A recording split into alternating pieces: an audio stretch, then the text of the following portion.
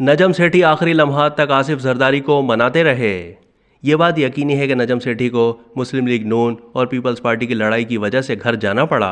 Pakistan peoples party ने ज़का अशरफ को chairman PCB का मनसब सौंपने के लिए एड़ी चोटी का जोर लगा लिया।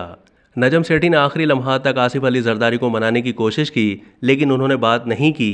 कुछ लोगों ने पाकिस्तान पीपल्स पार्टी क़यादत से रब्ता किया कि वो ज़का अशरफ के नाम से दस्तबरदार हो जाएं, लेकिन नादरा चेयरमैन तारिक मलिक की सुबुकदोशी पर नाराज पाकिस्तान पीपल्स पार्टी क़यादत ने इनकार कर दिया। इधर नजम सेठी को एक और सुबकी उठाना पड़ी। मंगल की शाम उन्होंने आखिरी मीटिंग की सदारत करके नया बोर्ड ऑफ गवर्नर तश्कील दिया था, लेकिन 48 घंटे के बाद पीसीबी इलेक्शन कमिश्नर के इस फैसले को तब्दील कर दिया। इलाहाबादी नजम सेठी ने चेयरमैन क्रिकेट बोर्ड की दौड़ से बाहर होने का ऐलान एक ट्वीट के जरिए किया। सोशल मीडिया पर जारी बयान में नजम सेठी ने कहा है कि मैं शहबाज शरीफ और आसिफ अली जरदारी के दरमियान तनाज़े का सबब नहीं बनना चाहता। उनका कहना था कि इस तरह का अदम इस्तेहकाम पीसीबी के लिए भी ठीक नहीं है।